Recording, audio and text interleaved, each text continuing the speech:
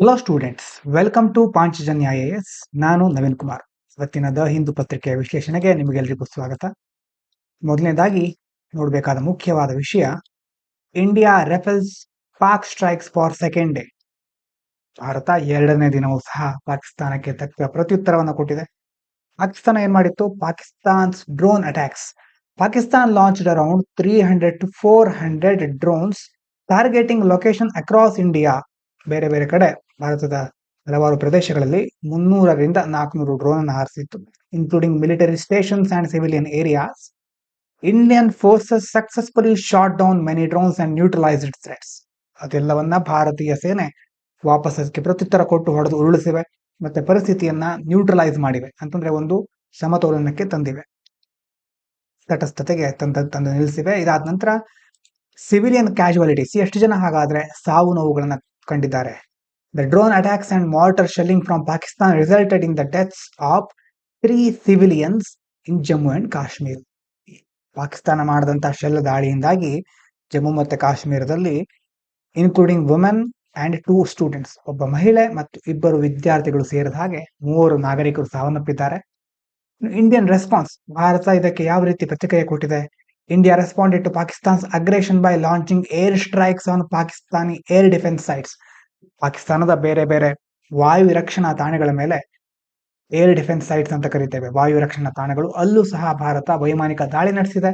And the government urged ಹೈಟರ್ನ್ vigilance among civilians in border areas. ಗಡಿಯ ಭಾಗದಲ್ಲಿ ಇರುವಂತಹ ನಾಗರಿಕರು ಎಲ್ಲರೂ ಸಹ ಎಚ್ಚರಿಕೆಯಿಂದ ಇರಬೇಕು, ಜಾಗರೂಕವಾಗಿರಬೇಕು ಅಂತ ಸರ್ಕಾರ ತಿಳಿಸ್ತಾ ಇದೆ. ಇದಾದ ನಂತರ ಎರಡನೇ ವಿಷಯ, European space agency explores possibilities of sending astronauts India space station in future. ಈಗ ನಿಮಗೆ ISS ಅನ್ನೋದನ್ನ ಕೇಳಿರಬಹುದು ನೀವು, ಅಂತಂದ್ರೆ ಇಂಟರ್ನ್ಯಾಷನಲ್ ಸ್ಪೇಸ್ ಸ್ಟೇಷನ್, ಅಂತರಿಕ್ಷದಲ್ಲಿರುವಂತಹ ಅಂತಾರಾಷ್ಟ್ರೀಯ ಬಾಹ್ಯಾಕಾಶ ಸಂಸ್ಥೆ. ಅದೇ ರೀತಿ ನಮ್ಮ ಭಾರತದ ಸಹ ಮುಂದೆ ನಾವು ಭಾರತೀಯ ಅಂತರಿಕ್ಷ ಸ್ಟೇಷನ್ ಅನ್ನೋದನ್ನ ಸ್ಥಾಪನೆ ಮಾಡ್ತೇವೆ, ಅದನ್ನ ರೆಡಿ ಮಾಡ್ತೇವೆ, BAS ಅಂತ ಕರಿತೇವೆ ಅದಕ್ಕೆ. ಈಗ Europe may send astronaut to India space station. Europe ಇಂದು ಯುರೋಪಿಯನ್ ಸ್ಪೇಸ್ ಏಜೆನ್ಸಿ ಅಂತ ಒಂದಿದೆ, ಅದೇನ್ ಪ್ಲಾನ್ ಮಾಡ್ಕೊಳ್ತಾ ಇದೆ ಅಂತಂದ್ರೆ send its astronauts to India's future space station. ಇನ್ನೂ ಸಹ ಇದು ತಯಾರಾಗಿಲ್ಲ, ಮುಂದಿನ ದಿನಗಳಲ್ಲಿ ನಾವು ಮಾಡ್ತೇವೆ ಇದನ್ನ. ಅಲ್ಲಿ ಆ ಭಾರತದ ಅಂತರಿಕ್ಷ ನಿಲ್ದಾಣ, ಅಂದ್ರೆ ಮೇಲ್ಗಡೆ ಇರೋದು ಅದು, ಭೂಮಿ ಮತ್ತೆ ಸ್ಪೇಸ್ ಆ ಒಂದು ಮಧ್ಯದಲ್ಲಿ, ಅಂತಂದ್ರೆ ದೊಡ್ಡ ದೊಡ್ಡ ಸೌರ ವ್ಯೂಹಕ್ಕಿಂತ ಹೊರಗಡೆ ಅಲ್ಲ, ಇದು ಜಸ್ಟ್ ಭೂಮಿಗಿಂತ ಅಂತರಿಕ್ಷದಲ್ಲಿ ಇರುವಂತಹ ಒಂದು ಸ್ಪೇಸ್ ಸ್ಟೇಷನ್. ನೀವು ISS ಅಂತ ನೀವು ಸರ್ಚ್ ಮಾಡಿದ್ರೆ ಗೊತ್ತಾಗತ್ತೆ ಅದರ ಬಗ್ಗೆ, ಮೊದಲು ಸರಿ ನಾವು ಮಾತನಾಡಿದ್ವಿ. ಅದೇ ರೀತಿ ಭಾರತದ್ದು BAS ಅಂತಿದೆ. ಇಲ್ಲಿ ಯುರೋಪಿಯನ್ ಸ್ಪೇಸ್ ಏಜೆನ್ಸಿ ಆಸ್ಟ್ರೋನಾಟ್ ಗಳನ್ನ ಕಳಿಸಲಿಕ್ಕೆ ಪ್ಲಾನ್ ಮಾಡ್ತಾ ಇದೆ. ಇನ್ನು ಬೇರೆ ಬೇರೆ ಯೋಜನೆಗಳಲ್ಲಿ, ಉದಾಹರಣೆಗೆ astronaut training, scientific experiments in earth orbit and the Moon, ಅಂತಂದ್ರೆ ಗಗನಯಾತ್ರಿಗಳ ತರಬೇತಿಯಲ್ಲಿ, ಮತ್ತೆ ಭೂಮಿ ಹಾಗೂ ಚಂದ್ರನ ಮೇಲೆ ಬೇರೆ ಬೇರೆ ವೈಜ್ಞಾನಿಕ ಪ್ರಯೋಗಗಳನ್ನ ಮಾಡೋದಕ್ಕೆ ಸಂಬಂಧಪಟ್ಟ ಹಾಗೆ ಇಸ್ರೋ ಮತ್ತೆ ESA, ಇಸ್ರೋ ಅಂದ್ರೆ ನಮ್ಮ ದೇಶದ್ದು, ESA ಅಂತಂದ್ರೆ ಯುರೋಪಿಯನ್ದು, ಎರಡೂ ಸಂಸ್ಥೆಗಳು ಒಟ್ಟಾಗಿ ಹಲವಾರು ಯೋಜನೆಗಳನ್ನ ರೂಪಿಸಿವೆ. ಇದಾದ ನಂತರ it is time to protect India's workers from the heat waves ಬಗ್ಗೆ ಹಲವಾರು ದಿನಗಳಿಂದ ನೋಡ್ತಾ ಇದ್ದೀವಿ. Heat waves are hurting workers badly. ಬಿಸಿಗಾಳಿಯಿಂದಾಗಿ ಇತ್ತೀಚಿನ ದಿನಗಳಲ್ಲಿ ಈ ವರ್ಷ ಜಾಸ್ತಿ ಆಗಿದೆ ಅಂತ ಸ್ಟಾರ್ಟಿಂಗ್ ಅಲ್ಲಿ ನೋಡಿದ್ವಿ. ವರ್ಷದ ಆರಂಭದಲ್ಲಿ ಈ ವರ್ಷದ ಹೀಟ್ ವೇವ್ ಪ್ರಮಾಣ ಜಾಸ್ತಿ ಇದೆ, ಮತ್ತೆ ಬಹಳ ಬೇಗ ಬರ್ತಾ ಇದೆ ಅನ್ನೋದನ್ನ ಸಹ ನೋಡಿದ್ವಿ. ಇದರಿಂದಾಗಿ ಕಾರ್ಮಿಕರು ತುಂಬಾ ಕಷ್ಟಪಡ್ತಾ ಇದ್ದಾರೆ. Due to climate change, extreme heat is becoming normal in India. ಒಂದ್ ಕಡೆ ಹವಾಮಾನ ಬದಲಾವಣೆ ಆಗ್ತಾ ಇದೆ, ಹೀಗಾಗಿ ಇದರಿಂದಾಗಿ ತೀವ್ರವಾದ ಶಾಖ ಎಲ್ಲ ಕಡೆ ಹೆಚ್ಚಾಗ್ತಾ ಇದೆ. ಇನ್ಫಾರ್ಮಲ್ ವರ್ಕರ್ಸ್, ಅದರಲ್ಲೂ ಮುಖ್ಯವಾಗಿ ಅನೌಪಚಾರಿಕ ಕಾರ್ಮಿಕರು, ಉದಾಹರಣೆಗೆ ಕನ್ಸ್ಟ್ರಕ್ಷನ್ ವರ್ಕರ್ಸ್ಗಳು, ಈಗ ಕಟ್ಟಡ ಕಟ್ಟುವವರು, ಕಟ್ಟಡ ನಿರ್ಮಾಣ ಮಾಡುವವರು, ವೆಂಡರ್ಸ್, ಬೇರೆ ಬೇರೆ ಮಾರಾಟ ಮಾಡುವವರು, ಮತ್ತೆ ವೇಸ್ಟ್ ಪಿಕ್ಕರ್ಸ್, ತ್ಯಾಜ್ಯವನ್ನ ತೆಗೆಯುವವರು, ಹೀಗೆ ಎಲ್ಲ ಬೇರೆ ಬೇರೆ ರೀತಿಯ ಉದ್ಯೋಗಗಳನ್ನ ನಡೆಸ್ತಾ ಇರೋರು ಇದರಿಂದ ತುಂಬಾ ಬೇರೆ ಬೇರೆ ಕಷ್ಟವಾದ ಪರಿಣಾಮವನ್ನ ಅನುಭವಿಸಬೇಕಾದಂತಹ ಪರಿಸ್ಥಿತಿ ಬಂದಿದೆ. But they are often left out heat protection plans. ಸರ್ಕಾರ ಕೆಲವೊಂದ್ಸಾರಿ ಹೀಟ್ ಪ್ರೊಟೆಕ್ಷನ್ ಪ್ಲಾನ್ಸ್ ಅಂತ ಕೆಲವೊಂದನ್ನು ತರುತ್ತೆ. ಇದರ ಅರ್ಥ ಏನು ಅಂತಂದ್ರೆ, ಇಂತಹ ಹೀಟ್ ವೇವ್ಸ್ ನಿಂದಾಗಿ ಸಂಕಷ್ಟಕ್ಕೆ ಒಳಗಾದವರಿಗೆ ಸಹಾಯ ಮಾಡೋದು, ಮತ್ತೆ ಬೇರೆ ಬೇರೆ ಮೂಲ ಸೌಕರ್ಯಗಳನ್ನ ನಿರ್ಮಿಸೋದು. ಆದ್ರೆ ಇಂಥ ಪ್ಲಾನ್ಗಳಲ್ಲಿ, ಇಂಥ ಯೋಜನೆಗಳಲ್ಲಿ ಈ ಕನ್ಸ್ಟ್ರಕ್ಷನ್ ವರ್ಕರ್ಸ್ ಆಗಿರಬಹುದು, ವೆಂಡರ್ಸ್ ಗಳನ್ನ, ಹಲವಾರು ಮುಖ್ಯ ವಿಭಾಗಗಳನ್ನ ಅವರು ಕನ್ಸಿಡರ್ ಮಾಡ್ತಾ ಇಲ್ಲ, ನೆಗ್ಲೆಕ್ಟ್ ಮಾಡ್ತಾ ಇದ್ದಾರೆ. ಇನ್ನು current plans are weak and unhelpful. ಈಗಾಗಲೇ ಇರುವಂತಹ ಹೀಟ್ ಆಕ್ಷನ್ ಪ್ಲಾನ್ಸ್ ಕೆಲವೊಂದು ಸಿಟೀಸ್ಗಳಲ್ಲಿ ಇದು ಇದೆ, but they are poorly made. ಸರಿಯಾಗಿ ಯೋಜನೆ ಮಾಡಿಲ್ಲ, ಒಳ್ಳೆಯ ಮುಂದಾಲೋಚನೆ ಇಟ್ಕೊಂಡ್ಲೇ ಇಲ್ಲ.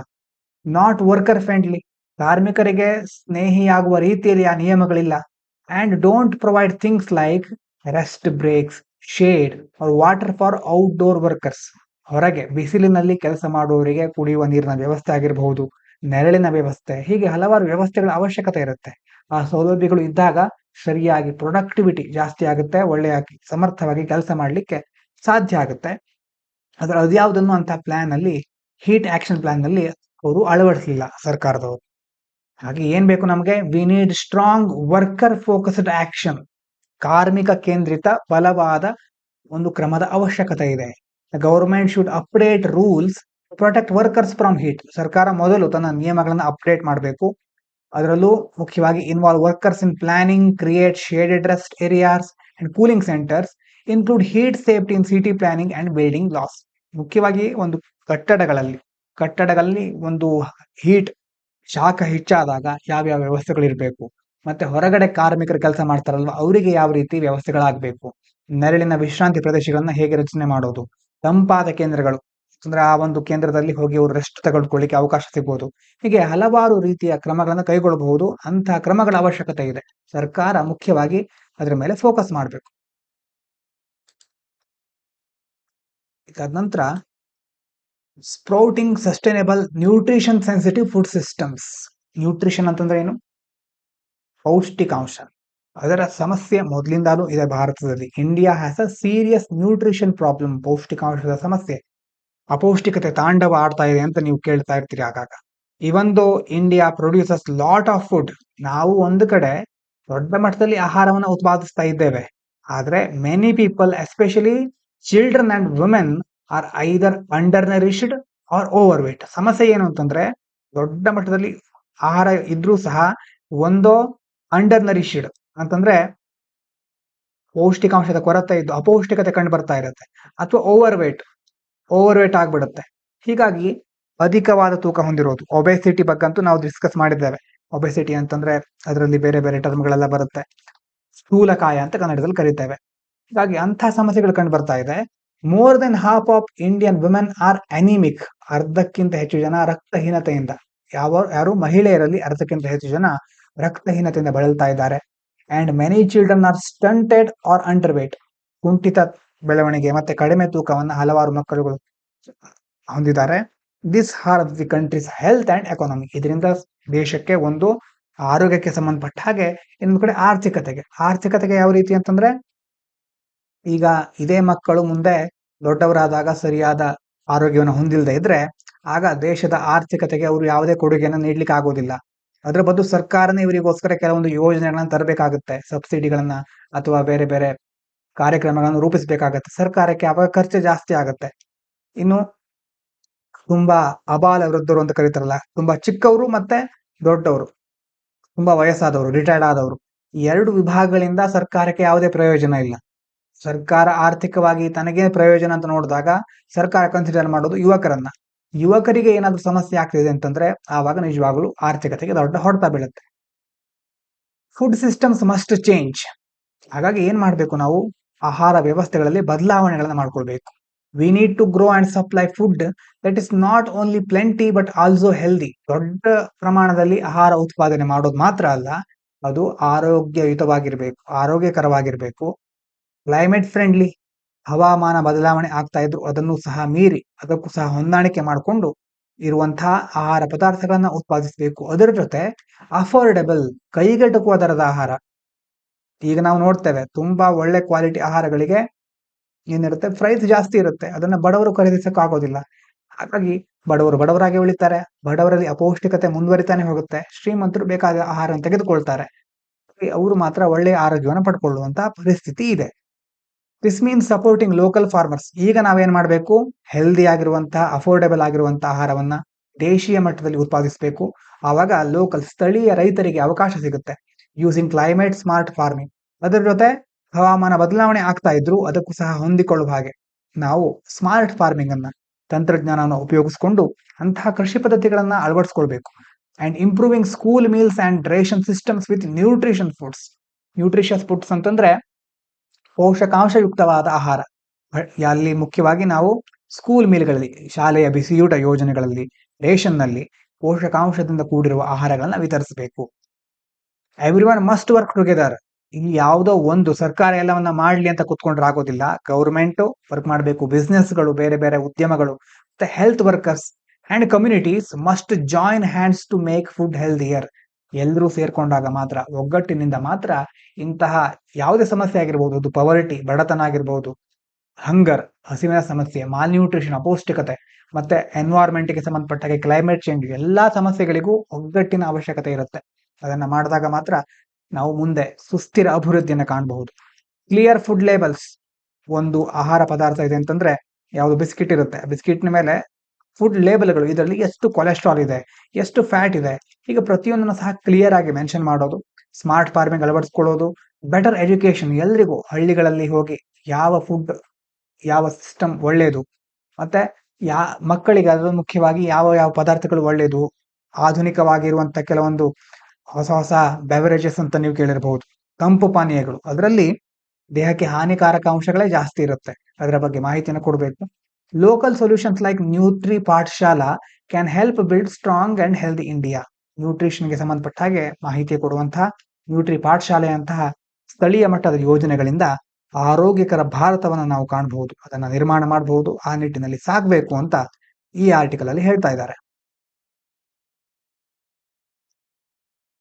ಇದಾದ ನಂತರ ಒಂದು ಚಿಕ್ಕ ಎಡಿಟೋರಿಯಲ್ ಇದೆ, ಗ್ರೇಟರ್ ರೆಗ್ಯುಲಾರಿಟಿ. ಇದು ನಿಫಾ ವೈರಸ್ ಬಗ್ಗೆ ಹೇಳ್ತಾ ಇದ್ದಾರೆ. ಇಲ್ಲಿ Nipah virus keep appearing in Kerala. ಕೇರಳದಲ್ಲಿ ಈ ನಿಫಾ ವೈರಸ್ ಮತ್ತೆ ಮತ್ತೆ ಕಾಣಿಸ್ಕೊಳ್ತಾ ಇದೆ. Kerala has seen many Nipah virus cases in recent years. Sometimes it spreads between people. ಅಂತಂದ್ರೆ ಒಂದೊಂದ್ಸಾರಿ ಏನಾಗ್ಬಿಡುತ್ತೆ, ತುಂಬಾ ಜನರ ನಡುವೆ ಹರಡ್ಬಿಡುತ್ತೆ ಒಂದು ಸಾರಿ. ಅದಕ್ಕೆ ಔಟ್ ಬ್ರೇಕ್ಸ್ ಅಂತ ಕರೀತಾರೆ. ಕೋವಿಡ್ ಔಟ್ ಬ್ರೇಕ್ಸ್ ಅಂತ ಶಬ್ದ ಮನೆ ಕೇಳಿರಬಹುದು. ಒಂದೇ ಸಾರಿ ಸಡನ್ ಆಗಿ ಬರ್ಸ್ಟ್ ಆಗ್ಬಿಡೋದು. And sometimes only one person gets it. ಕೆಲವೊಂದ್ಸಾರಿ ಒಬ್ರಿಗೆ ಕಾಣಿಸ್ಕೊಳ್ಳುತ್ತೆ, ಅದಕ್ಕೆ ಸ್ಪಿಲ್ ಓವರ್ ಅಂತ ಕರೀತಾರೆ.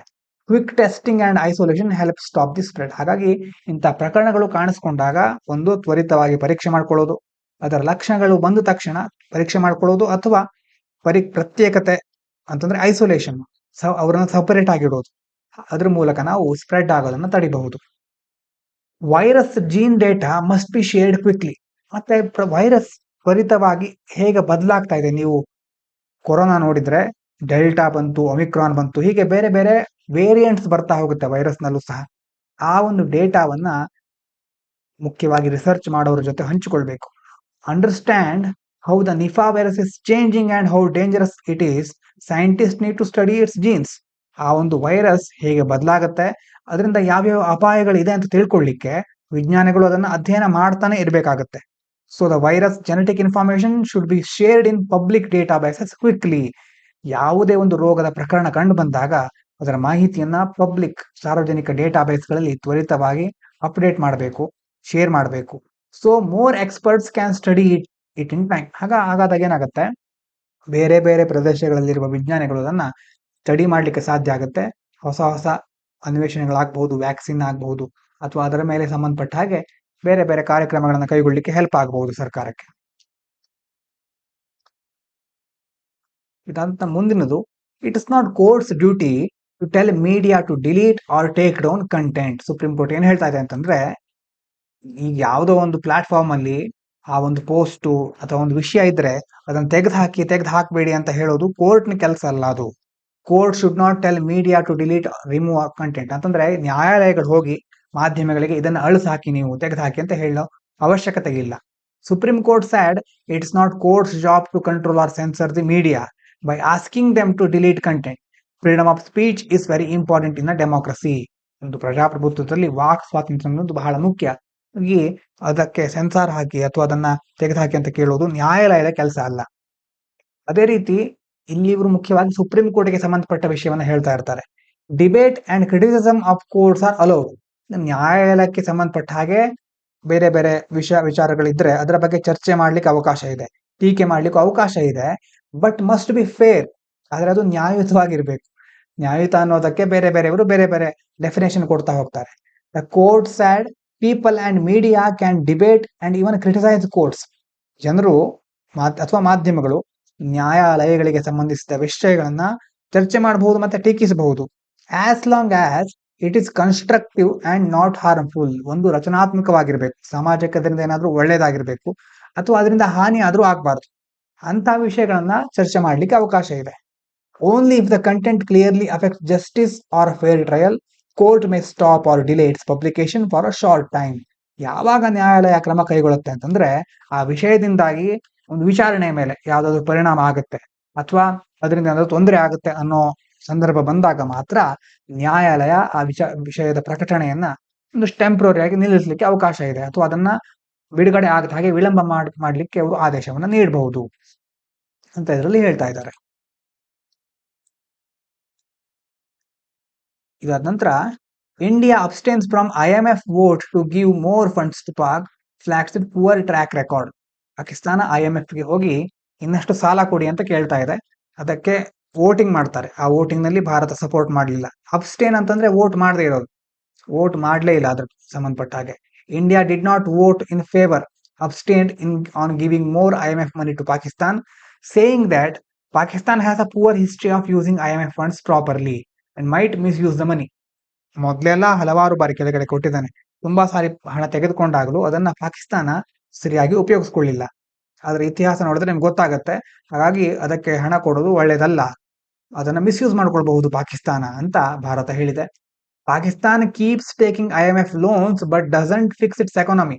ಪಾಕಿಸ್ತಾನದ ಆರ್ಥಿಕತೆ ಒಂದ್ ಕಡೆ ಪಾತಾಳಕ್ಕೆ ಕುಸಿತಾ ಇದೆ. IMF ನಿಂದ ಲೋನ್ ಅನ್ನು ತೆಗೆದುಕೊಳ್ತಾ ಇದ್ದಾರೆ, ಎಷ್ಟೇ ಲೋನ್ ತೆಗೆದುಕೊಂಡ್ರೂ ಆರ್ಥಿಕತೆ ಮೇಲೆ ಬರ್ತಾ ಇಲ್ಲ. India pointed out that Pakistan has taken loans from IMF 24 times, 24 ಸಾರಿ ಸಾಲಗಳನ್ನ ಪಡ್ಕೊಂಡಿದೆ. But still comes back for more. ಇಷ್ಟು ಸಾರಿ ಪಡ್ಕೊಂಡ್ರು ಮತ್ತೆ ಕೇಳ್ಕೊಂಡು ಬರ್ತಾ ಇದ್ದಾಗ ಸಾಲವನ್ನ, showing that previous loans haven't helped Pakistan fix its economy properly. ಹಾಗಾಗಿ ಹಳೆ ಸಾಲಗಳನ್ನು ಪಡ್ಕೊಂಡು ಏನ್ ಮಾಡ್ತು ಹಾಗಾದ್ರೆ, ಅದರಿಂದಾಗಿ ಯಾವುದೇ ರೀತಿ ತನ್ನ ಆರ್ಥಿಕತೆಯನ್ನ ಸರಿಪಡಿಸ್ಕೊಳ್ಳಿಲ್ವಲ್ಲ ಇದು ಅಂತ ಭಾರತ ಹೇಳ್ತಾ ಇದೆ. ಹಳೆ ಸಾಲ ಕೊಟ್ರು ಯಾವುದೇ ಪ್ರಯೋಜನ ಆಗಿಲ್ಲ ಇದಕ್ಕೆ. ಇದಾದ ನಂತರ ಮುಂದಿನದು, India a part of wider trend of eroding press freedom report. ಒಂದು ರಿಪೋರ್ಟ್ ಏನ್ ಹೇಳ್ತಾ ಇದೆ ಅಂತಂದ್ರೆ, press freedom in India is getting weaker. ಪತ್ರಿಕಾ ಸ್ವಾತಂತ್ರ್ಯ ಭಾರತದಲ್ಲಿ ದುರ್ಬಲಗೊಳ್ತಾ ಇದೆ. New report says that Indian media is facing many restrictions. ಭಾರತದಲ್ಲಿ ಮಾಧ್ಯಮಗಳಿಗೆ ತುಂಬಾ ರಿಸ್ಟ್ರಿಕ್ಷನ್ ಅನ್ನು ಹಾಕ್ತಾ ಇದ್ದಾರೆ. ಲೈಕ್ ಲೀಗಲ್ ಪ್ರೆಷರ್, ಒಂದು ಕಾನೂನಾತ್ಮಕವಾದಂತಹ ಒತ್ತಡ, ರೇಡ್ ಮಾಡೋದು, ಅಂಡ್ ರೆಡ್ಯೂಸ್ಡ್ ಗವರ್ಮೆಂಟ್ ಆಡ್ಸ್, ಸರ್ಕಾರ ಆಡ್ ಕೊಡೋದಿಲ್ಲ, ಜಾಹೀರಾತು ಕೊಡೋದಿಲ್ಲ, which is forcing many journalist to self censor and avoid criticising the government. ಸರ್ಕಾರದಿಂದ ಇಂತಹ ಒತ್ತಡಗಳು ಬಂದಾಗ ಒಂದು ಅವರೇ ತಾವೇ ಸೆನ್ಸರ್ ಹಾಕೋಬೇಕಾಗುತ್ತೆ, ಅಂತಂದ್ರೆ ಇಂತಹ ವಿಷಯಗಳನ್ನ ಪ್ರಕಟ ಮಾಡಬಾರ್ದು, ಮಾಡಿದ್ರೆ ಸರ್ಕಾರ ನಮಗೆ ಸಪೋರ್ಟ್ ಮಾಡೋದಿಲ್ಲ ಅಂತ. ಅಥವಾ ಕ್ರಿಟಿಸೈಸ್ ಮಾಡೋದು, ಗೌರ್ಮೆಂಟ್ ಕ್ರಿಟಿಸೈಸ್ ಮಾಡಿದ್ರು ಸಹ ಯಾವುದೇ ಪ್ರಯೋಜನ ಇಲ್ಲ, ಸರ್ಕಾರ ತಮ್ಮ ವಿರುದ್ಧ ತಿರುಗಿ ಬೀಳಬಹುದು ಅನ್ನುವಂತ ಒತ್ತಡದಲ್ಲೇ ಆ ಮಾಧ್ಯಮಗಳು ಇರಬೇಕಾಗತ್ತೆ. Fake news and political influence are rising. ಇನ್ನೊಂದ್ ಕಡೆ ನಕಲಿ ಸುದ್ದಿ, ಸುಳ್ಳು ಸುದ್ದಿಗಳು ತುಂಬಾ ರೈಸ್ ಆಗ್ತಾ ಇದೆ. ನೀವು ಇತ್ತೀಚಿನ ದಿನಗಳನ್ನು ನೋಡಿರಬಹುದು, ಯುದ್ಧಕ್ಕೆ ಸಂಬಂಧಪಟ್ಟ ಹಾಗೆ ಪಾಕಿಸ್ತಾನ, ಭಾರತ ಹಲವಾರು ವಿಡಿಯೋಗಳು ಹರಿದಾಡ್ತಾ ಇವೆ. PIB ಅಂತ ಫ್ಯಾಕ್ಟ್ ಚೆಕ್ ಮಾಡುವಂತ ಸಂಸ್ಥೆ ಇದೆ, ಅಲ್ಲಿ ನೀವು ಮಾಡ್ತೀರಿ, ನೀವು ನೋಡಿರ್ಬಹುದು PIB ಫ್ಯಾಕ್ಟ್ ಚೆಕ್ ಅಂತ. ನೀವು ಅದನ್ನ ನೋಡಿದ್ರೆ ಚೆಕ್ ಮಾಡಿದ್ರೆ ಗೊತ್ತಾಗುತ್ತೆ. ಇದರಲ್ಲಿ ನೀವು ಯಾವ್ದು ಸುಳ್ಳು ಯಾವ್ದು ಸತ್ಯ ಅಂತ ತಿಳ್ಕೊಳ್ಬಹುದು. ಹಾಗಾಗಿ ಅದನ್ನ ಒಂದ್ಸರಿ ಚೆಕ್ ಮಾಡಿ, PIB ಫ್ಯಾಕ್ಟ್ ಚೆಕ್. ಅದರ ಟ್ವಿಟರ್ ಅಕೌಂಟ್ ನಲ್ಲಿ ತುಂಬಾ ಚೆನ್ನಾಗಿ ಕೊಟ್ಟಿರ್ತಾರೆ, ಯಾವ್ಯಾವ ಸುದ್ದಿ ನಿಜ, ಯಾವ್ದು ಫಾಲ್ಸ್ ಅಥವಾ ಯಾವ್ದು ಫೇಕ್ ಅಂತ ಕೊಟ್ಟಿರ್ತಾರೆ. The report also warns that IT cells of political parties are spreading fake news and hate speech. ಪ್ರತಿ ಪಾರ್ಟಿಗಳು ತಮ್ಮದೇ ಆದ IT ಸೆಲ್ಗಳನ್ನ ಹೊಂದಿರುತ್ತವೆ. ಅಂತಂದ್ರೆ ಅವ್ರ ಕೆಲಸ ಏನು, ಆಯಾ ಪಾರ್ಟಿಗಳಿಗೆ ಸಂಬಂಧಿಸಿದ ಹಾಗೆ ಅದನ್ನ ಪ್ರಮೋಟ್ ಮಾಡೋದು, ಬೇರೆ ಪಾರ್ಟಿಗಳಿಗೆ ಸಂಬಂಧಿಸಿದ ಸುಳ್ಳು ಸುದ್ದಿಗಳನ್ನ ಹರಡೋದು. ಆ ಮೂಲಕ ಜನರಲ್ಲಿ ವೈಷಮ್ಯವನ್ನು ಬಿತ್ತೋದಾಗಿರ್ಬಹುದು ಅಥವಾ ಅವರಲ್ಲೇ ಜಗಳವನ್ನ ಮೂಡಿಸೋದು, ವೋಟ್ ಬ್ಯಾಂಕಿಗೆ ಯಾವ್ದು ಹೆಲ್ಪ್ ಆಗುತ್ತೋ ಅದನ್ನ ಮಾಡ್ತವೆ ಅಷ್ಟೇ. ಫೇಕ್ ನ್ಯೂಸ್ ಸ್ಪ್ರೆಡ್ ಮಾಡೋದು, ಹೇಟ್ ಸ್ಪೀಚ್ ಅಂತಂದ್ರೆ ಹಿಂಸಾತ್ಮಕ ಭಾಷಣವನ್ನ, ದ್ವೇಷಕ್ಕೆ ಸಂಬಂಧಿಸಿದ ಭಾಷಣವನ್ನ ಹರಡುತ್ತವೆ. Making it hard to trust the media in creating a big risk of misinformation in India. ಹೀಗಾಗಿ ಮಾಧ್ಯಮವನ್ನ ನಂಬಲಿಕ್ಕೆ ಕಷ್ಟ ಆಗ್ಬಿಟ್ಟಿದೆ. ತಪ್ಪು ಮಾಹಿತಿ ಎಲ್ಲ ಕಡೆ ದೊಡ್ಡ ಮಟ್ಟದಲ್ಲಿ ಹರಡಲಿಕ್ಕೆ ಪ್ರಾರಂಭ ಆಗಿದೆ. ಇದಾದ ನಂತರ, single use food beverage packaging forms 84% of Himalayan plastic waste. ನಾವು ನಮ್ಮ ನಗರಗಳಲ್ಲಾಯ್ತು, ಇನ್ನು ಹಿಮಾಲಯಕ್ಕೆ ಹೋಗಿ ಅಲ್ಲೂ ಸಹ ಪ್ಲಾಸ್ಟಿಕ್ ವೇಸ್ಟ್ ಅನ್ನ ಎಸೆಯೋದು, ಅಲ್ಲಿನ ವಾತಾವರಣವನ್ನು ಹದಗೆಡಿಸೋದು ಸಹ ಮಾಡ್ತಾ ಇದ್ದೇವೆ ನಾವು ಮನುಷ್ಯರು. Most plastic waste in Himalayas is from food and beverage packaging. ಅಲ್ಲಿ ಹೆಚ್ಚು ವೇಸ್ಟ್ ಬರೋದು ಯಾವ್ದ್ರಿಂದ ಅಂತಂದ್ರೆ ಒಂದು ಆಹಾರ ಪದಾರ್ಥಗಳ ಪ್ಯಾಕೇಜು ಮತ್ತೆ ಪಾನೀಯ, ತಂಪು ಪಾನೀಯ ಅಂತ ಹೇಳಿದ್ವಲ್ವ ಅವಾಗ, ಬೆವರೇಜಸ್ ಅಂತ ಪ್ಯಾಕೇಜಿಂಗ್ ಜಾಸ್ತಿ ವೇಸ್ಟ್ ವರ್ಕ್ ಜನರೇಟ್ ಆಗ್ತಾ ಇದೆ. Study has found that over 84% of the plastic waste in the Himalayan region comes from single use. Single use ಅಂತಂದ್ರೆ ಒಂದೇ ಸಾರಿ ಬಳಸ್ಲಿಕ್ಕೆ ಆಗೋದು, ಏಕ ಬಳಕೆ, ಮತ್ತೆ ಅದನ್ನ ಯೂಸ್ ಮಾಡ್ಲಿಕ್ಕೆ ಆಗೋದಿಲ್ಲ ಅಂತ ಫುಡ್ ಅಂಡ್ ಡ್ರಿಂಕ್ ಪ್ಯಾಕೇಜಿಂಗ್, ಅಂತ ಪ್ಯಾಕೇಜಿಂಗ್ ನಿಂದ ಅಲ್ಲಿ ವೇಸ್ಟ್ ಜಾಸ್ತಿ ಆಗ್ತಾ ಇದೆ, which is contributing to pollution. ಅದು ಮಾಲಿನ್ಯ ಆಗುತ್ತೆ. ನೆಕ್ಸ್ಟ್ ಎಲ್ಲಾ ರೀತಿಯ ಮಾಲಿನ್ಯಕ್ಕೆ ಕಾರಣ ಆಗುತ್ತೆ. Big part of the waste is non recyclable ಅಂತಂದ್ರೆ ಮರುಬಳಕೆ ಮಾಡ್ಲಿಕ್ಕೆ ಆಗ್ತಾನೆ ಇಲ್ಲ. Around 70% of the plastic waste collected from Himalaya areas is non recyclable. 70% ಅಷ್ಟು ಪ್ಲಾಸ್ಟಿಕ್ ತ್ಯಾಜ್ಯವನ್ನ ಮರುಬಳಕೆ ಮಾಡ್ಲಿಕ್ಕೆ ಆಗೋದಿಲ್ಲ ಅಂತಹ ವೇಸ್ಟ್ ಅದು, making it harder to manage and adding to the region's environmental problems. ಹಾಗೆ ಒಂದು ಇದನ್ನು ನಿರ್ವಹಿಸೋದು ಕಷ್ಟ ಆಗ್ತಾ ಇದೆ, ಇನ್ನೊಂದು ಈ ಪ್ರದೇಶದ ಪರಿಸರಕ್ಕೆ ಸಂಬಂಧಪಟ್ಟಂತಹ ಸಮಸ್ಯೆಗಳು ಜಾಸ್ತಿ ಆಗ್ತಾನೆ ಹೋಗ್ತಾ ಇದೆ. ಇನ್ನು Indo UK FTA quota for cars to be based on engine capacity and price. Engine capacity ಏನ್ ಹೇಳ್ತಾ ಇದ್ದಾರೆ, FTA ಬಗ್ಗೆ ನಿನ್ನೆ ನೋಡಿದ್ವಿ, ಫ್ರೀ ಟ್ರೇಡ್ ಅಗ್ರಿಮೆಂಟ್ ಅಂತ. ಅದರ ಪ್ರಕಾರ ಸುಂಕಗಳನ್ನ, ಟ್ಯಾರಿಫ್ಗಳನ್ನ ಕಡಿಮೆ ಮಾಡ್ತಾರೆ ಅಥವಾ ತೆಗೆದು ಹಾಕ್ತಾರೆ. ಈಗ ಕಾರ್ ಇಂಪೋರ್ಟ್ ಮಾಡ್ಕೊಳ್ತಾರಲ್ವಾ, ಅದ್ರ ಬಗ್ಗೆ car import quotas based on engine size and price. ಆ ಇಂಜಿನ್ ಗಾತ್ರ, ಬೆಲೆಯನ್ನ ಆಧರಿಸಿ ಆಮದುಗಳ ಒಂದು ಕೋಟಾಗಳನ್ನ ಮಾಡ್ಕೊಳ್ತಾರೆ. ಇಷ್ಟಿಷ್ಟು ಖರೀದಿ ಮಾಡಬೇಕು, ಈ ರೀತಿ ಇರಬೇಕು ಅಂತ ಕೋಟಾ ಸೆಲೆಕ್ಟ್ ಮಾಡೋದು. Under the India UK free trade agreement, import quotas for cars will be depend on engine capacity, ಇಂಜಿನ್ನ ಸಾಮರ್ಥ್ಯ. ಫಾರ್ ಇಂಟರ್ನಲ್ ಕಂಬಷನ್ ಇಂಜಿನ್, ಆಂತರಿಕ ದಹನಕಾರಿ ಇಂಜಿನ್ ಇರುತ್ತಲ್ಲ ಪ್ರತಿ ಒಂದು ಕಾರ್ ಇಂಜಿನ್ ನಲ್ಲಿ, ಆ ಇಂಜಿನ್ ಅದರ ಸಾಮರ್ಥ್ಯ. And the price for electric vehicles, ಇನ್ನು ವಿದ್ಯುತ್ ವಾಹನಗಳ ಬೆಲೆ, ಇದರ ಆಧಾರದ ಮೇಲೆ ಎಷ್ಟು ಖರೀದಿ ಮಾಡಬೇಕು, ಎಷ್ಟು ನಾವು ಇಂಪೋರ್ಟ್ ಮಾಡಬೇಕು ಅನ್ನೋದನ್ನ ಡಿಸೈಡ್ ಮಾಡ್ತಾರೆ. ಎಕ್ಸ್ಕ್ಲೂಷನ್ ಇನ್ ದ ಅಗ್ರಿಮೆಂಟ್, ಮತ್ತೆ ಇದರಲ್ಲಿ ಎಕ್ಸ್ಕ್ಲೂಷನ್ ಯಾವ್ದಿದೆ ಅಂತಂದ್ರೆ, FTA exclude certain products, dairy, ಅದರಲ್ಲೂ ಹಾಲಿನ ಉತ್ಪನ್ನಗಳಿಗೆ ಸಂಬಂಧಪಟ್ಟಿದ್ದು, ಆಪಲ್ಸ್, ಸೇಬು, ಓಟ್ಸ್, ಎಡಿಬಲ್ ಆಯಿಲ್, ಖಾದ್ಯ ತೈಲಗಳು, ಮತ್ತೆ ಪ್ರೀಶಿಯಸ್ ಮೆಟಲ್ಸ್, ಅಮೂಲ್ಯವಾದ ಲೋಹಗಳು, smart phones, optical fibres. Additionally ಇದಕ್ಕೆ ಏನ್ ಮಾಡಿದ್ದಾರೆ, FTA ಇಂದ ಎಕ್ಸ್ಕ್ಲೂಡ್ ಮಾಡಿದ್ದಾರೆ, ಅದನ್ನ ಸೇರಿಸಿಲ್ಲ. ಇನ್ನು ಮೆಡಿಕಲ್ ಡಿವೈಸ್ಗಳಿರುತ್ತಲ್ವಾ, ಅದಕ್ಕೆ ಏನ್ ಮಾಡ್ತಾರೆ, will see reduced duties from the 6th year, 6 ವರ್ಷಗಳ ನಂತರ ಅದರ ಮೇಲೆ ಮೆಡಿಕಲ್ ಡಿವೈಸ್ಗಳ ಮೇಲಿನ ಒಂದು ಡ್ಯೂಟಿಗಳನ್ನ, ಆ ತೆರಿಗೆಗಳನ್ನ, ಸುಂಕಗಳನ್ನ ಕಡಿಮೆ ಮಾಡ್ತಾರೆ. ಅಂತಂದ್ರೆ 6ನೇ ವರ್ಷದಿಂದ ಹೇರ್ತಾ ಹೋಗ್ತಾರೆ. ಇದಾದ ನಂತರ 6th year, ಅದಾದ್ಮೇಲೆ ನಾಟ್ ಕಂಪ್ಲೀಟ್ ರಿಮೂವಲ್. ನಿಮ್ಗೆ ಅರ್ಥ ಆಗಿರ್ಬಹುದು, medical devices will see reduced duties from the 6th year, 6ನೇ ವರ್ಷದಿಂದ ಕಡಿಮೆ ಸುಂಕಗಳನ್ನ ಹೇರ್ತಾರೆ, ಆದ್ರೆ ಯಾವುದೇ ರೀತಿ ಕಂಪ್ಲೀಟ್ ಆಗಿ ರಿಮೂವ್ ಮಾಡೋದಿಲ್ಲ ಅಂತ. ಯಾವುದ್ರ ಮೇಲೆ, ಮೆಡಿಕಲ್ ಡಿವೈಸ್ಗಳ ಮೇಲೆ. ಇದಾದ ನಂತರ ಮುಂದಿನದು ಬ್ಯಾಂಕ್ಗಳಿಗೆ ಸಂಬಂಧಪಟ್ಟ ಹಾಗೆ DDoS ಅಂತ ಒಂದ್ಸಾರಿ ನಾವು ನೋಡಿದ್ವಿ. DDoS ಅಂತಂದ್ರೆ ಅಟ್ಯಾಕ್ ಮಾಡೋರು ಏನ್ ಮಾಡ್ತಾರೆ ಅಂತಂದ್ರೆ, ನಾವು ಮೊಬೈಲ್ ಯೂಸ್ ಮಾಡ್ತೇವೆ ಅಂತಂದ್ರೆ ಒಂದು ವೆಬ್ಸೈಟ್ ಯೂಸ್ ಮಾಡಬಹುದು. ಉದಾಹರಣೆಗೆ MyGov ಅಂತ ನಮ್ದು ಗೌರ್ಮೆಂಟಿನ ವೆಬ್ಸೈಟ್ ಇದೆ, ಅದನ್ನ ನೀವು ಆನ್ ಮಾಡಿದ್ರೆ ಅಥವಾ ಅದಕ್ಕೆ ನೀವು ವಿಸಿಟ್ ಮಾಡಿದ್ರೆ ಗೌರ್ಮೆಂಟ್ಗೆ ಸಂಬಂಧಪಟ್ಟ ಮಾಹಿತಿ ಸಿಗುತ್ತೆ. ಈಗ ಸೈಬರ್ ಅಟ್ಯಾಕ್ ಮಾಡುವವರು ತುಂಬಾ ರಿಕ್ವೆಸ್ಟ್ ಗಳನ್ನ ಕಳಿಸ್ತಾರೆ. ಇದಕ್ಕೆ ತುಂಬಾ ಜನ ಒಂದೇ ಸಾರಿ ವೆಬ್ಸೈಟ್ ಅನ್ನು ಓಪನ್ ಮಾಡಿದ್ರೆ ಸರ್ವರ್ ಅಲ್ಲಿ ಕ್ರಾಶ್ ಆಗುತ್ತೆ. ಅಂತ ಅಟ್ಯಾಕ್ ಮಾಡೋದ್ರ ಮೂಲಕ ಆ ಒಂದು ವೆಬ್ಸೈಟ್ ಓಪನ್ ಆಗೋದಿಲ್ಲ, ಯಾರಿಗೆ ಬೇಕೋ ಅವ್ರಿಗೆ ಓಪನ್ ಆಗೋದಿಲ್ಲ. ಅಂತ DDoS ಅಟ್ಯಾಕ್ ಅನ್ನ ಅವಾಗ ಮಾಡ್ತಾ ಇರ್ತಾರೆ. ಇಲ್ಲಿ ಹೇಳ್ತಾ ಇರೋದೇನಂತಂದ್ರೆ, ಬ್ಯಾಂಕ್ಸ್ ಇಂಥ ಅಟ್ಯಾಕ್ ಗಳಿಗೆ ರೆಡಿ ಆಗಿದೆ ಅಂತಂದ್ರೆ ಅದನ್ನ ಎದುರಿಸಲಿಕ್ಕೆ ಸಿದ್ಧ ಆಗಿದೆ. Banks ready for cyber attacks with anti DDoS systems. ಯಾಕಂತಂದ್ರೆ ಬ್ಯಾಂಕ್ಗಳಲ್ಲಿ ಆಂಟಿ DDoS ಸಿಸ್ಟಮ್ ಅನ್ನು ಅಳವಡಿಸಿದ್ದಾರೆ. Banks in India have set up anti DDoS systems protect themselves from massive cyber attacks. Cyber attack ಆಗೋದ್ರಿಂದ ತಪ್ಪಿಸ್ಕೊಳ್ಳಿಕ್ಕೆ ಆಂಟಿ DDoS ಸಿಸ್ಟಮ್ ಅನ್ನು ಅಳವಡಿಸಿದ್ದಾರೆ. DDoS ಅಂತಂದ್ರೆ when hackers overload network with traffic. ಒಂದೇ ವೆಬ್ಸೈಟ್ಗೆ ತುಂಬಾ ವಿಸಿಟ್ ಮಾಡೋದು, ತುಂಬಾ ಬೇರೆ ಕಡೆಯಿಂದ ಓವರ್ಲೋಡ್ ಮಾಡ್ತಾರೆ. ಓವರ್ಲೋಡ್ ಮಾಡೋದ್ರಿಂದ ಸರ್ವರ್ ಕ್ರಾಶ್ ಆಗಿ ವೆಬ್ಸೈಟ್ ಓಪನ್ ಆಗೋದಿಲ್ಲ. Make it crash or stop working, ಆವಾಗ ವರ್ಕ್ ಆಗೋದು ಸ್ಟಾಪ್ ಆಗುತ್ತೆ. ಇದನ್ನ ತಡ್ಕೊಳ್ಳಿಕ್ಕೆ, ಇದನ್ನ ಎದುರಿಸಿ ನಿಲ್ಲಲಿಕ್ಕೆ ಭಾರತದಲ್ಲಿ ಆಂಟಿ DDoS ಸಿಸ್ಟಮ್ ಅನ್ನ ಸೆಟ್ ಮಾಡಿದ್ದಾರೆ. Cyber security measures in place for uninterrupted banking services. ಅಡೆತಡೆ ಇಲ್ಲದಂತಹ ಬ್ಯಾಂಕಿಂಗ್ ಸೇವೆಗಾಗಿ ಸೈಬರ್ ಭದ್ರತಾ ಕ್ರಮಗಳನ್ನ ಸಹ ಕೈಗೊಳ್ತಾ ಇದ್ದಾರೆ. Finance Minister has directed banks to ensure seamless cash availability at ATMs. ATMಗಳಲ್ಲಿ ಯಾವಾಗ ಬೇಕು ಆವಾಗ ಯಾವುದೇ ತೊಡಕಾಗದ ಹಾಗೆ ಹಣಕಾಸಿನ ಲಭ್ಯತೆ ಇರಬೇಕು. UPI ವ್ಯವಸ್ಥೆ ಸರಿಯಾಗಿ ವರ್ಕ್ ಆಗಬೇಕು. ಇಂಟರ್ನೆಟ್ ಬ್ಯಾಂಕಿಂಗ್ ಸರ್ವಿಸಸ್ ಇದೆಲ್ಲವನ್ನ ಸೈಬರ್ ಅಟ್ಯಾಕ್ ಆದರೂ ಸಹ ಎಲ್ಲವೂ ಸರಿಯಾಗಿ ನಡೀತಾ ಇರಬೇಕು. Especially in sensitive areas like border and to settle insurance claims promptly. ಗಡಿ ಭಾಗಗಳಲ್ಲಿ ಮುಖ್ಯವಾಗಿ ಇಂತಹ ಅಟ್ಯಾಕ್ ಆದಾಗ, ಸೈಬರ್ ಅಟ್ಯಾಕ್ ಆದಾಗ ತಡೆದು ನಿಲ್ಲುವಂತಹ ಸಾಮರ್ಥ್ಯ ಡೆವಲಪ್ ಮಾಡ್ಕೊಳ್ಳಿಕ್ಕೆ, ಮತ್ತೆ ಈಗ ಇನ್ಶೂರೆನ್ಸ್ ಕ್ಲೇಮ್ಗಳೆಲ್ಲ ಇರುತ್ತೆ ಅದನ್ನ ಕರೆಕ್ಟ್ ಆಗಿ ಸರಿಯಾದ ತ್ವರಿತವಾಗಿ ಇತ್ಯರ್ಥಪಡಿಸಲಿಕ್ಕೆ ಬ್ಯಾಂಕ್ಗಳಿಗೆ ಹಣಕಾಸು ಸಚಿವರು ನಿರ್ದೇಶನವನ್ನ ನೀಡಿದ್ದಾರೆ. ಇದಂದ್ರೆ don't believe rumours, we have enough food stocks. ಕೆಲವೊಂದ್ ಸಾರಿ ಫೇಕ್ ನ್ಯೂಸ್ ಹರಡ್ತಾ ಇತ್ತು, ನೀವು ನೋಡಿದ್ರು ಏನೋ, ಫುಡ್ ಶಾರ್ಟೇಜ್ ಆಗಿದೆ ಅನ್ನುವಂಥದ್ದು. ಇಲ್ಲಿ ಹೇಳ್ತಾ ಇರೋದು no shortage of food stocks, ಆಹಾರ ದಾಸ್ತಾನುಗಳ ಕೊರತೆ ಎದುರಾಗಿಲ್ಲ. ಯೂನಿಯನ್ ಫುಡ್ ಮಿನಿಸ್ಟರ್ ಹೇಳ್ತಾ ಇದ್ದಾರೆ there is no shortage of essential food items like rice, wheat, pulses, ಅಕ್ಕಿ, ಗೋಧಿ, ಬೇಳೆಕಾಳು, ಹೀಗೆ ಅಗತ್ಯವಾದ ಪದಾರ್ಥಗಳ ಕೊರತೆ ಆಗಿಲ್ಲ. ಅಂಡ್ ಮೋರ್ ಇನ್ ಇಂಡಿಯಾ, ಈ ಎಲ್ಲ ಪದಾರ್ಥಗಳು ನಮಗೆ ಬೇಕಾದಷ್ಟಿದೆ. People are advised not to panic or rush to buy food due to misleading rumours. ಈ ರೂಮರ್ಗಳಿಂದಾಗಿ, ದಾರಿ ತಪ್ಪಿಸುವ ವದಂತಿಗಳಿಂದಾಗಿ ಜನರು ಹೆದರಬೇಕಾದ ಅವಶ್ಯಕತೆ ಇಲ್ಲ. ಮತ್ತೆ ಇದೇನು ಆಗ್ತಾ ಇದೆ ಅಂತ ಒಂದೇ ಸಮನೆ ಮಾರ್ಕೆಟಿಗೆ ಹೋಗಿ ಎಲ್ಲ ಖರೀದಿ ಮಾಡೋ ಅವಶ್ಯಕತೆ ಇಲ್ಲ. Ample fuel availability, India has enough petrol. ಇನ್ನೊಂದ್ ಕಡೆ ಇಂಧನ ಲಭ್ಯತೆ ಸಹ ಚೆನ್ನಾಗಿದೆ ನಮ್ಮ ಹತ್ರ. ಪೆಟ್ರೋಲ್, ಡೀಸೆಲ್, LPG ಇದೆಲ್ಲ ಸ್ಟಾಕ್ಗಳು ನಮ್ಮ ಹತ್ರ ಸಮರ್ಪಕವಾಗಿದೆ.